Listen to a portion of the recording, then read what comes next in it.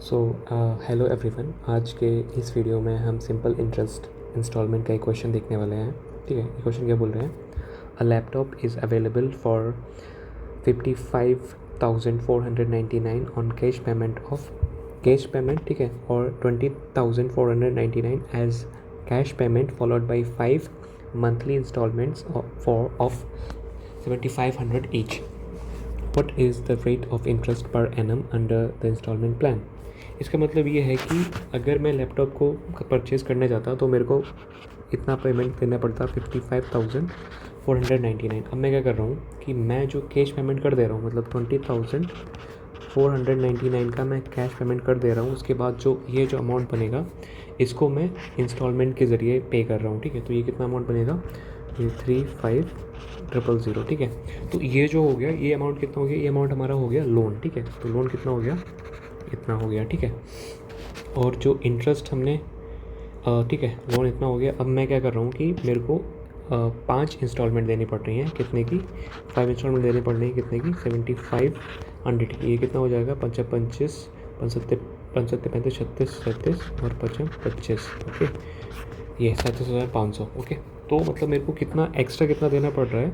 ठीक है, तो ये कितना हो जाएगा? 2500. मतलब कि इतना मेरे को इंटरेस्ट पे करना पड़ रहा है. ठीक है, इंटरेस्ट. ओके, तो इतना मेरे को इंटरेस्ट देना पड़ रहा है. ओके, अब जो आपको जो याद रखने वाली बात है कि जो सिंपल इंटरेस्ट इंस्टॉलमेंट में क्या होता है कि जो इंटरेस्ट होता है is changed each month on the remaining balance. Okay, ठीक है, तो इसका मतलब क्या है कि जो इंटरेस्ट होता है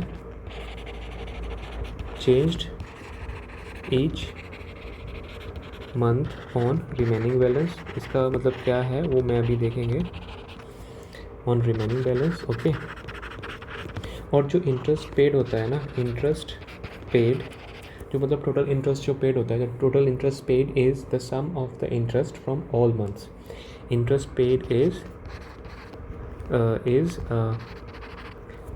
sum of interest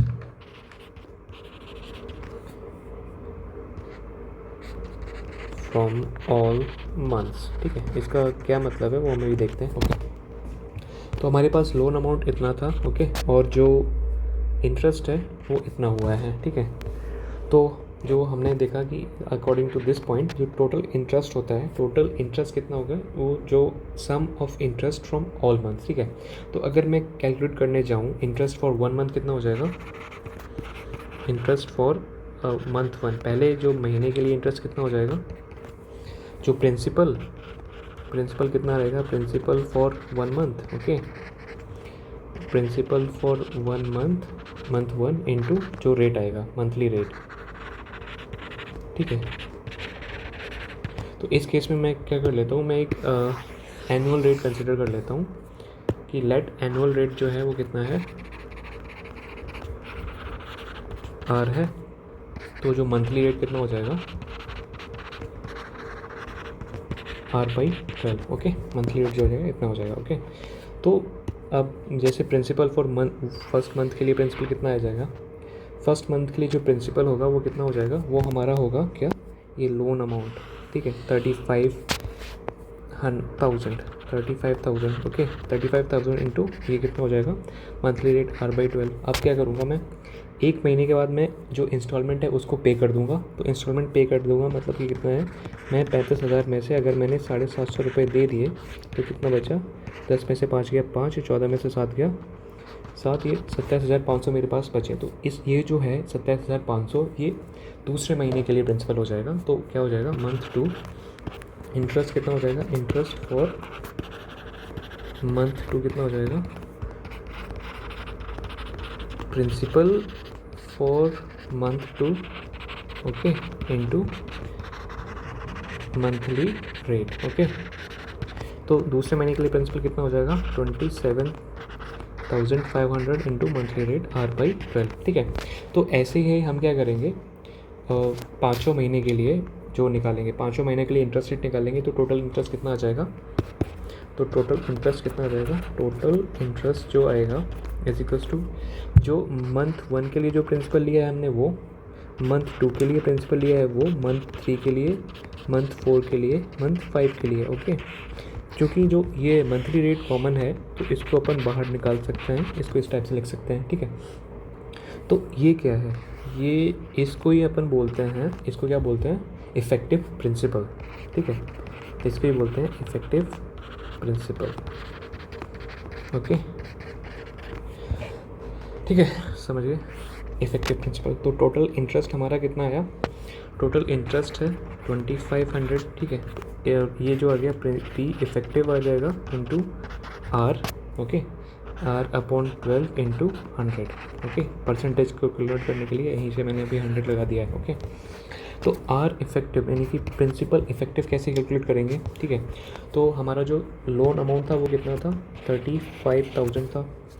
ठीक है, तो ये हमारा लोन अमाउंट था और हमारा जो इंस्टॉलमेंट था वो इतने की थी। ठीक है, तो मैंने जब इतना पे कर दिया तो दूसरे महीने के लिए प्रिंसिपल मेरा कितना बचा, 27,500। ठीक है, ऐसे ही जब मैं इसमें से माइनस कर दूंगा तो मेरे पास कितने बचेगा, कुछ 20,000 रुपये बचेगा। ठीक है, तो इस टाइप से कैलकुलेट ना करके अगर आप देखो कि ये जो है इनके और इनके बीच में जो डिफरेंस है वो सेम है, तो इसका मतलब ये है कि ये एक क्या बना रहे हैं, ये एक क्या बना रहे हैं, हाँ ये एक AP बना रहे हैं जिसका जो कॉमन डिफरेंस है वो कितना है, -7500 है। तो और मुझे यहाँ से लेके यहाँ तक ये सम कैलकुलेट करना है, तो इसके लिए मैं क्या करूँगा, मैं यूज़ करूँगा किसका, सम ऑफ AP का। ठीक है, तो ये 5/2 हो जाएगा और n कितना है, और ये मतलब जो सम होता है वो कितना होता है, n/2 2a + n-1 into d। Okay, तो यहाँ पे n/2 हो जाएगा। जो फर्स्ट टर्म कितना है, 35,000 है, तो ये इंटू 2 कितना हो जाएगा, ये हो जाएगा 70,000 प्लस n-1 कितना है, मतलब n5 है तो ये 4 हो जाएगा। और d जो है यहाँ पे याद रखते हैं कि d जो है वो नेगेटिव है क्योंकि जो हमारा प्रिंसिपल है वो घटता जा रहा है। ओके, तो 5/2 और 75 का दुगना कितना होता है, 150, 150 का दुगना कितना हो जाएगा, ये 30,000। ठीक है, तो ये कितना हो जाएगा, 70,000 माइनस 30,000, तो ये कितना आ जाएगा, 5/2 इंटू 40,000, और ये कितना हो जाएगा, 20,000, 20,500 यानी कि 1 लाख। ठीक है, तो ये हमारा कितना आ जाएगा, इफेक्टिव प्रिंसिपल आ जाएगा।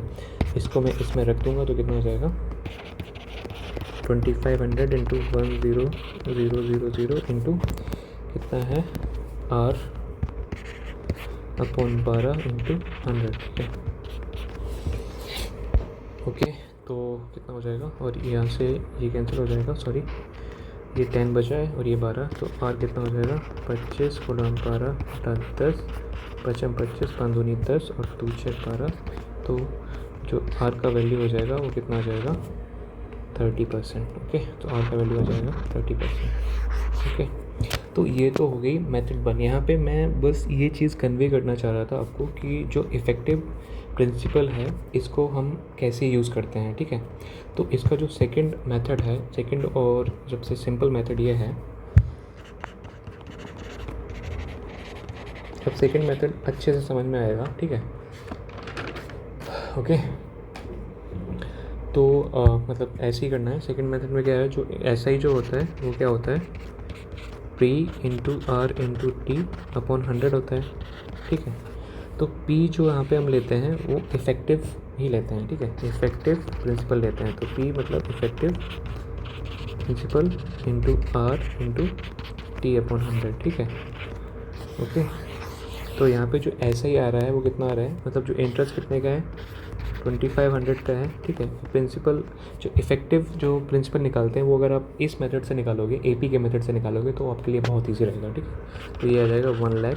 ओके, इंटू R को R है और मंथली इंस्टॉलमेंट निकाल रहे हैं तो इसका जो मतलब हो जाएगा, मतलब टाइम जो हो जाएगा वो 1/12 हो जाएगा। ठीक है, क्योंकि हम ये मंथली निकाल रहे हैं। ठीक है, तो 1 मंथ बराबर कितना हो जाएगा, 1/12 ईयर्स। ओके, तो सिंपली यहाँ से भी वही निकल के आ जाएगा, R = 30%। तो जनरली आपने देखा होगा कि लोग इसका यूज़ काफ़ी करते हैं, मतलब ठीक है, इसका यूज़ काफ़ी करते हैं, मतलब सब मतलब इफ़ेक्टिव प्रिंसिपल वगैरह बोलते हैं। लेकिन ये जो एक्सप्लेनेशन मैंने दी है ये इसके पीछे का है। ठीक है, तो अगर आप इसको एक बार खुद से ट्राई करने का कोशिश करेंगे तो आपके लिए बहुत सही रहेगा।